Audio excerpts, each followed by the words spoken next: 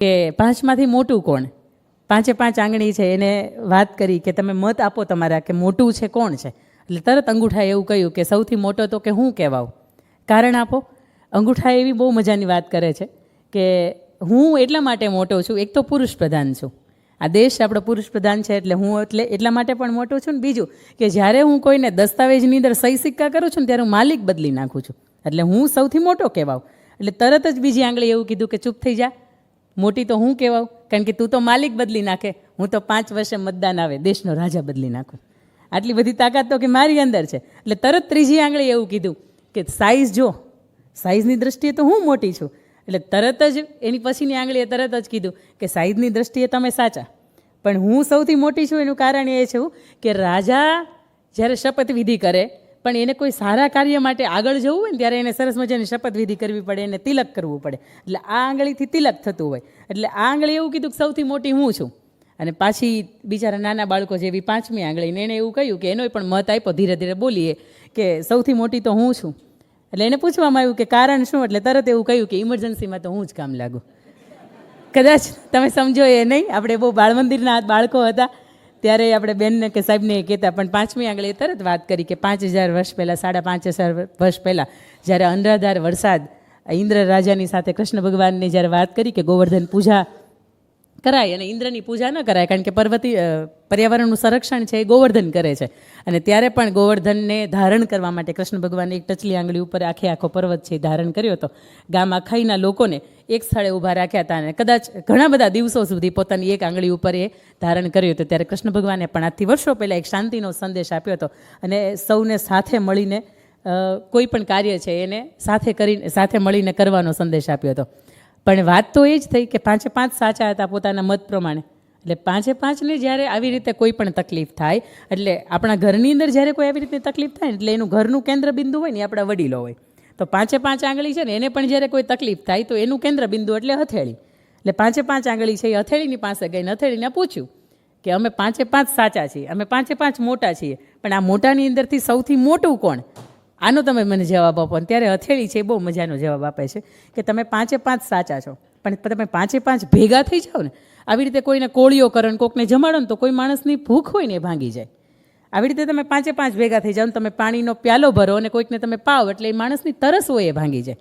તમે 5 ભેગા થઈ જાઓ અને કોઈ વર્ષોથી અબોલાના સંબંધો હોય, કોઈ વર્ષોથી કોઈ પણ રીતના જે અટકી ગયેલા, જે કાટ ખાઈ ગયેલા સંબંધો છે આપણા, અને એને તમે આવી રીતે જાહેર મેળાવડાના કે કોઈ સભાના કે કોઈ સત્સંગના માધ્યમથી તમે મળો છો અને એને તમે આમ રામ રામ કરો છો ને, ત્યારે તમારી અંદરનો જે આમ ઈગોલેસ પર્સનાલિટી, ઈગો જે પર્સનાલિટી છે ને, એટીટ્યુડ પર્સનાલિટી, એ રિમૂવ થઈ જાય છે અને તમારી અંદર એક સામેવાળી વ્યક્તિને આવકારવાનો, એને સત્કારવાનું મન થાય છે.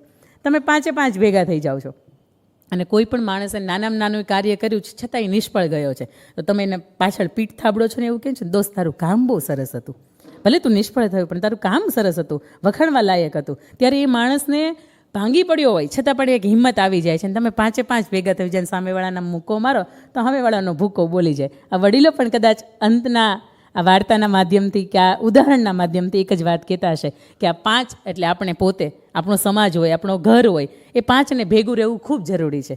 અમે આજના સમયની અંદર જ્યારે આ પંચરંગી દુનિયા થઈ ગઈ છે, ફાસ્ટ એન્ડ ફ્યુરિયસ લાઈફ થઈ ગઈ છે, અલગ અલગ ક્ષેત્રોના માધ્યમથી ખૂબ અત્યારે સંભાળવી કેમ જાતને એના માટે પ્રયત્ન કરવા પડે છે. બગાડ તો આપોઆપ આવી જાય છે, પણ એની વચ્ચે આપણો સંપ છે, આપણો સહકાર છે, એકબીજા પ્રત્યેની સંવેદના છે, એ કાયમીના માટે કેમ ટકી રહે આ બહુ મહત્ત્વની છે. વાત હવે મારે પરિવાર ઉપરની કરવી છે. ત્યારે તમે ગામડેની અંદર એક નળિયાવાળા ઘર તમે જોયા હશે તો તમને ધ્યાન હશે કે ઝીણા એક ઉપરથી તમે જુઓ ને તો ચાંદરડું હોય ને એ પડતું હોય અને લગભગ આપણે નળિયું છે ને એકાદું ખુલ્લું રાખતા કે એનાથી સૂર્યપ્રકાશ છેક સુધી નીચે આવી શકે.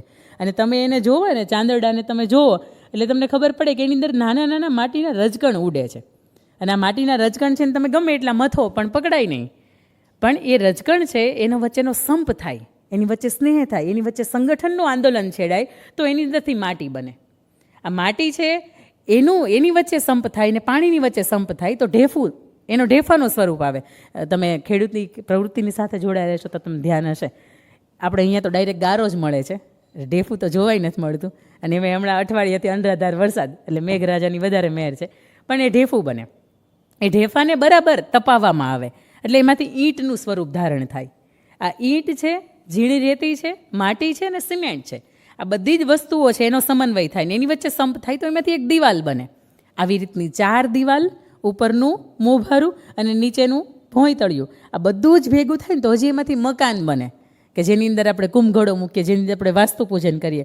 પણ છતાંય મારે એ તમને કહેવું છે, ઘણાની 70, 80, 90 વર્ષની, કદાચ 100 વર્ષની જિંદગી પૂરી થઈ જાય પણ ઘણા હજી મકાનમાંથી મકાનને મકાન રહે છે. મકાનમાંથી એ ઘર નથી થતું.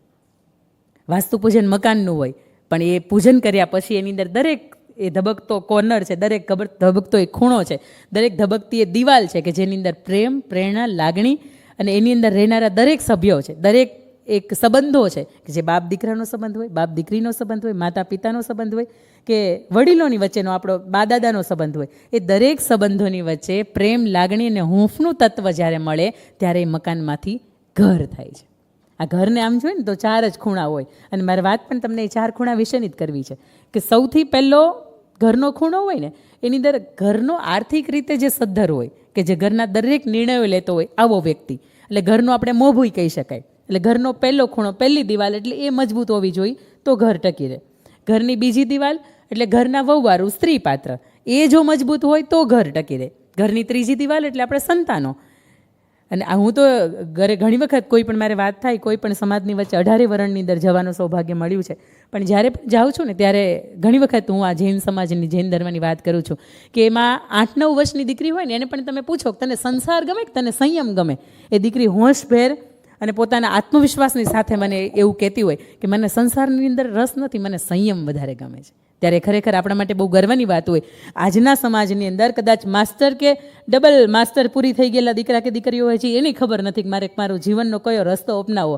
ત્યારે 8-8, 10-10 વર્ષના કે 15 વર્ષના બાળકો છે એને માટે ખબર છે કે મારે સંસાર કરતાં મારે સંયમ તરફ વધારે મારે જવું છે.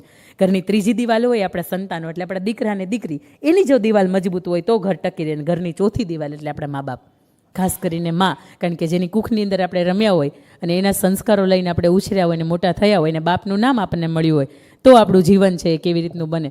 મારે વાત કરવી છે તમને સૌથી પહેલી દિવાલ એટલે આપણા ઘરના મોભીની. આર્થિક કમાણી કરનાર, ઘરના દરેક જાતના ડિસિઝન લેનાર અને ઘરનો મોભી એટલે આમ જોઈએ તો 2 ભાઈ હોય ને તો એમાંથી લગભગ ઘરનો પહેલો ભાઈ હોય એટલે મોટો ભાઈ હોય કે જે આર્થિક રીતે સદ્ધર હોય. આ ભાઈની તમને મારે વાત કરવી. સૌથી પહેલાં તો એ કેવો હોય, જો કે આપણો તો ધર્મ આપણને એવું કહે છે કે વ્યસનથી મુક્ત આપણે રહેવું જ જોઈએ. એટલે સૌથી પહેલી આની અંદર વાત આવે છે કેટેગરીની કે સૌથી પહેલાં તો એ વ્યસન મુક્ત હોય. કારણ કે એને જો કંઈ પણ થઈ જાય તો એની સાથે જોડેલા જે બીજા 5-7 વ્યક્તિઓ છે ને એમને ખબર નથી હોતી કે પોતાના જીવનનું શું થશે. અત્યારે વીમો હશે થોડુંક માટે સહાયરૂપ છે. વીમો વ્યક્તિને પાછી ન લાવી શકે. વીમો ધન છે એના બદલામાં ધન આપી શકે પણ એ વ્યક્તિને પાછી ન લાવી શકે. એટલે વાત મારે સૌથી કરવી છે ઘરનો આર્થિક મોભી છે એ કેવો હોય. સૌથી પહેલાં તો એ વ્યસન મુક્ત હોય. બીજું કે ઘરનો મોભી એક એવો હોય કે જેના માટે પોતાના સંતાનો, પોતાના ભાઈ બહેનના સંતાનો અને ઘરના દરેક વ્યક્તિ છે બધાની પ્રત્યે એક સરખી સહાનુભૂતિ હોય, બધાની પ્રત્યે એક સરખો ભેદભાવ હોય. મહાભારતને એમ જોઈએ ને તો ઘણા વર્ષો વયા ગયા પણ હજાર કદાચ હું એમ કહું કે આજે ધૃતરાષ્ટ્ર જીવે છે. કદાચ શેરીએ હોય, કોઈ ગલીએ હોય, કોઈ સોસાયટીના નાકે હોય. સુરતનો એક પ્રસંગ છે કે એની અંદર 2 ભાઈ હોય. એક ભાઈ કે જે ઘરની આર્થિક રીતની તમામ જવાબદારીઓ છે એ નિભાવે છે. એ ભાઈ સાંજે ઘરે આવે છે. રસ્તાની અંદરથી એ 2 શેરડીના સાંઠા લે છે. એક શેરડીનો સાંઠો લઈને 2 ભાગ કરાવે. આપણને ખબર છે કે ઉપરનો ભાગ હોય ને એ મોળો ભાગ હોય ને નીચેનો ભાગ હોય એ મીઠો ભાગ હોય. એ લઈને આવે છે.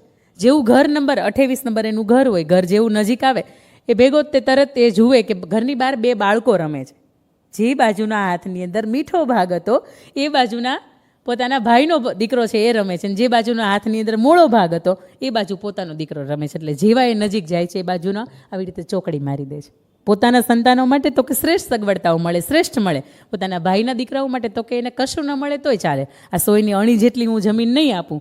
આ વાત થઈ હતી તો એ વાત જ તમને ત્યાંથી એ મુકાણી હતી. કદાચ એ ભાગવદ્ ગીતાને ખોલી અને પહેલો શ્લોક છે કે ધર્મક્ષેત્રે કુરુક્ષેત્રે સમવેતા યુયુત્સવે મામકા પાંડવાશ્ચ કિમ કુર્વત સંજય. ધૃતરાષ્ટ્ર એ સંજયને એવું કહે છે કે મારા અને પાંડુના પુત્રો છે એ શું કરે છે. પાંડુના ગયા પછી તો જો કે બધા જ બાળકો તો એ પોતાના જ હતા પણ છતાંય મારા અને એના આ જ્યારે વાત આવી ત્યારે એ ઘરના આર્થિક મોભી તરીકેની તમને આ વાત શીખવાડે છે કે તમે જ્યારે ઘરના મોભી છો, તમે જ્યારે ઘરના એક આદર્શ વ્યક્તિ છો, તમારા નિર્ણયોથી આખું ઘર ચાલે છે ત્યારે ઘરની અંદર કોઈ પણ વ્યક્તિને મતભેદ ન થાય અને કોઈ વ્યક્તિને ખાસ કરીને મનભેદ ન થાય.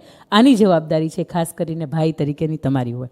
એના પછી મારે તમને બીજી વાત કરવી છે કે કદાચ ધર્મગ્રંથ તમે ખોલો કે એની અંદર કદાચ તમને રામાયણ હાથમાં આવે તો પણ તમને પ્રભુ શ્રી રામનો આદર્શ